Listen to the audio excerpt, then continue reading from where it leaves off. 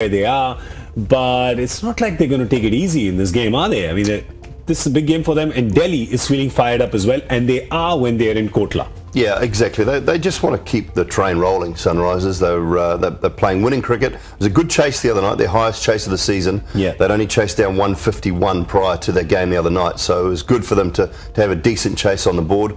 I just love to see Delhi play on a grassy wicket with some pace and bounce in it, and just unleash their bowlers and let those young kids, those young batsmen, just have some fun. Yeah. Anything that's short, they get in, they hook it. I mean, Rishabh Pant, Shreyas Iyer, Prithvi Shaw, they just want the ball coming onto the bat. They don't want it slowing up. They want Rashid Khan to have just skid on, no spin whatsoever. Yeah. And if they play on a hard, fast wicket with a bit of grass on it, I can see Delhi scoring big and winning that game.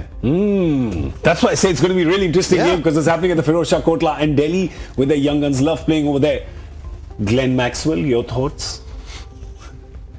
Well, he's been having a tough season, and we've been talking about if Delhi has to succeed, and if the injuries were not there, I think Glenn Maxwell would have been sitting on the bench a long time back. I think injuries have kind of helped Glenn Maxwell stay in that playing 11, and I think it's too late for Delhi as well. Like the Sunrisers is going to be tough opponents to beat. Doesn't matter what kind of wicket is. I think Sunrisers team is a very balanced team. So that's something which is not going to help Delhi's cause. And they've been playing good cricket. I think they've been putting runs on board. But I think it's a bit late in the tournament for them right now to kind of consistently, because every loss you kind of go back in that kind of mindset where you feel that okay, this season again is getting tougher and tougher, and one more loss and they're virtually out of the tournament. Yeah, let's look at the points table again, and then I'll ask Dooley if he sees any changes for the Delhi Daredevils. Do you? I've got some stats here. Oh, you've got some stats. I asked our man to do then some let's stats. Let's just quickly look at this, because you have them at they've played 10 games. Remember, there are 4 more games. Let's just say, flight to fancy, gentlemen.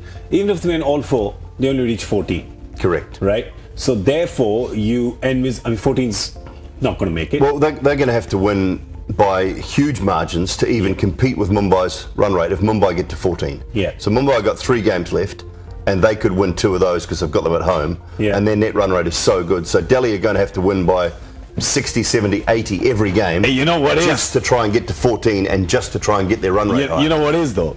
The last game that both Mumbai and Delhi are playing is against each other. Yes, correct. Right? Correct. You never know. I know. Hey, listen, I'm calling it now. That's, 10 days away. But that could be interesting as well. And that's happening at the Firozshah Kotla. Well, you never know. I'm just saying. It happens. Yeah, so the stats here. Well, I asked our man to just give me some stats on Glenn Maxwell, Colin Munro, and Jason Roy. Because I can't for the life of me understand why Glenn Maxwell has a free pass. And he continually gets a free pass with every team he goes to.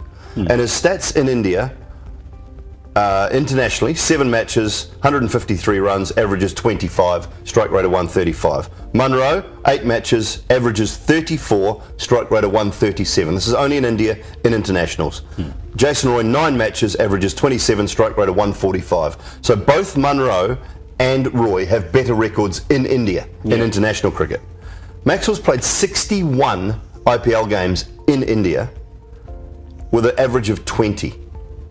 Strike rate 154, not bad, but when you're batting at 4 and 5, he averages 20. And has got 250s. Oh. Only in 61 matches. Wow. Yet they bring Jason Roy in for one game, then they drop him. They bring Munro in for a game and they drop him. And Maxwell gets a free license, a free pass. He's got to go tomorrow night. He's got to go. They've got to bring Jason Roy in at the top of that order and just move all of those young kids down 1 spot. So Vijay Shankar maybe comes in at maybe 5. I'm not sure about Namanoja. I'm sorry. I know he would have loved to have a go the other night, but it wasn't a great effort the other night. I'm getting the lad from Kings 11 Punjab, the big hitting Gurkeerat Man Singh. I want him in the side. I want Roy up the top. He'll open the batting with Prithvi Shaw, Shreyas Iyer 3, Rishabh Pant 4, Vijay Shankar 5, and Gurkeerat Man Singh at 6. Dan Christian, he'll go as well. And their other overseas name escapes me right now. Bring him back in, and then that's my side. They've got. Didn't they get Junior Dalla as well? They do. They got Junior Dala as well. They have Manjot Kalra as well. They have Manjot Kalra. They got Junior Dala. He's also a good low order batsman, as in middle order, lower middle order. Yeah, so they've got it. They've got the people there, and you're absolutely right about Glenn Maxwell getting a free pass, because once you read those numbers out, it just seems absolutely mind-boggling how that could keep happening. You agree with Dooley, don't you? Absolutely. You've got that when you have those kind of Zach numbers. had that little wry smile on his face saying, yes. There's no debate there. Yeah, there's no debate. It's like cut, copy, paste. Exactly what he's saying. I agree. Let's have a look at the Sunrisers Hyderabad team, though it does seem like an exercise in futility, because there's really nothing much you can tell them to do better, because they just seem to be getting everything right. They heard Dooley that he's been talking about Alex Hales, and that has changed the balance for sure. I think batting was a concern for Sunrisers Hyderabad in just that middle phase of the tournament, but now that is also been sorted. Bhuvneshwar Kumar has looked good. He was someone who's been resting out because of the injury, and Siddharth Kaul, I think he's been fantastic this season. He'll also feel great about his India call-up. Yeah. So that this team is looking very balanced. I think I don't think they will be making any changes. They're just growing in confidence and creating the momentum which you keep talking about. So I think well, this team has looked good before, and by performing so consistently, I think they're just proving that yes, the auction and everything has gone their way for sure. But wouldn't it just be exciting if Delhi could beat SRH tomorrow? Their only vulnerability, I think, for SRH, and we've talked about it a few times on Cricket Buzz, is chasing 180, 190, 200. Now, the reason they might have struggled with that was they didn't have any real power if Shikhar Dhawan didn't go hard at the top. They brought Alex Hales in, so chasing 190, 180 now is a possibility with Hales, because he can get you off to that flying start. They got very close with CSK. Yeah, they did. It was a 182. Yeah, it was a 180 chase. 4 run short. Just over. So that was my concern with Sunrise. Their bowling is magnificent. I was at the game again the other night, and they just continue to do it. They're brilliant at it.